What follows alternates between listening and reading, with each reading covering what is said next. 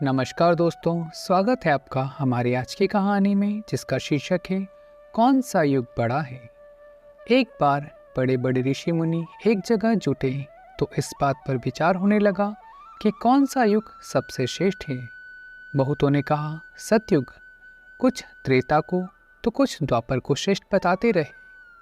जब एक राय न हुई तो यह तय हुआ कि जिस काल में कम प्रयास में ज़्यादा पुण्य कमाया जा सके, साधारण मनुष्य भी सुविधा के अनुसार धर्म कर्म करके पुण्य कमा सके, उसे ही श्रेष्ठ माना जाएगा। विद्वान आसानी से कभी एकमत हो ही नहीं सकते। कोई हल निकलने की बजाय विवाद और बढ़ गया। सबने कहा झगड़ते रहने से क्या फायदा, व्यास जी सबसे बड़े हैं, उन्हीं से पूछ लेते हैं, वह जो कहेंगे उसे मानेंगे।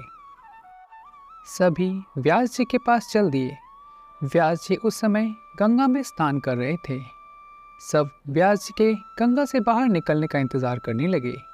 व्यास जी ने सभी ऋषि मुनियों को तट पर जुटते देखा तो एक गहरी डुबकी ली और कहा ईश्वर सत्य है। जब बाहर निकले तो उन्होंने एक मंत्र बोला। वह मंत्र स्नान के समय उच्चारण किए जाने वाले मंत्रों से बिल्कुल अलग था। ऋषियों ने व्यास जी को जपते हुए सुना, कलयुग ही श्रेष्ठ है, कलयुग ही श्रेष्ठ है। इससे पहले कि ऋषिगण कुछ समझ पाते, व्यास जी ने फिर डुबकी ली। इस बार ऊपर आए तो बोले शूद्र ही साधु है, शूद्र ही साधु है। यह सुनकर मुनिगण एक दूसरे का मुंह देखने लगे। व्यास जी ने तीसरी डुबकी लगाई। इस बार निकले तो बोले स्त्री ही धन्य है, धन्य है स्त्री। ऋषि मुनियों को यह माजरा कुछ समझ में नहीं आया। वे समझ नहीं पा रहे थे कि व्यास जी को क्या हो गया है, यह कौन सा मंत्र और ये क्या पढ़ रहे हैं। व्यास जी ने गंगा से निकलकर सीधे अपनी कुटिया की ओर बढ़े। उन्हें नित्य की पूजा करी। कुटिया से बाहर आए तो ऋषि मुनियों को प्रतीक्षा में बैठा पाया। स्वागत कर पूछा, कहो कैसे पधारे।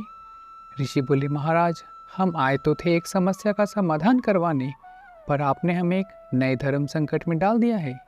स्नान करते समय आप जो मंत्र बोल रहे थे उसका कोई गहरा मतलब होगा, हमें समझ नहीं आया, स्पष्ट बताने का कष्ट करें। व्यास जी ने कहा, कलयुग ही श्रेष्ठ है, शूद्र ही साधु है और स्त्री ही धन्य है। यह बात न तो बहुत गोपनीय है, न इतनी गहरी है कि आप जैसे विद्वानों की समझ में न आए। फिर भी आप कहते हैं तो कारण बता देता हूँ। जो फल सतयुग में 10 वर्ष के जप तप पूजा पाठ और ब्रह्मचर्य पालन से मिलता है, वही फल त्रेता में मात्र 1 वर्ष और द्वापर में 1 महीना, जबकि कलयुग में केवल 1 दिन में मिल जाता है।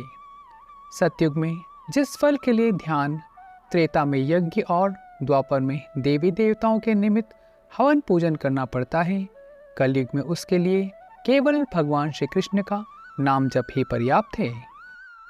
कुछ समय और कम प्रयास में सबसे अधिक पुण्य लाभ के चलते कलयुग सबसे श्रेष्ठ है।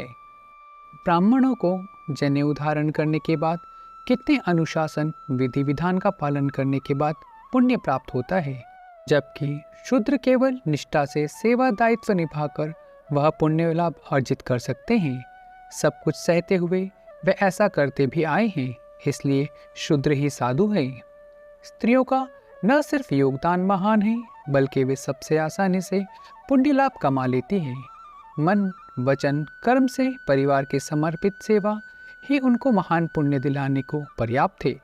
वह अपनी दिनचर्या में ऐसा करती हैं, इसलिए वे धन्य हैं। मैंने अपनी बात बता दी, अब आप लोग बताएं कि कैसे पधारना हुआ। सभी ने एक सुर में कहा, हम लोग जिस काम से आए थे आपकी कृपा से पूरा हो गया। तो दोस्तों, नित्य कर्म करते हुए हरि नाम जपते रहिए, हरि नाम केवलम। तो मिलते हैं अगली कहानी में, तब तक अपना और अपनों का ध्यान रखिएगा। जय श्री कृष्णा, राधे राधे।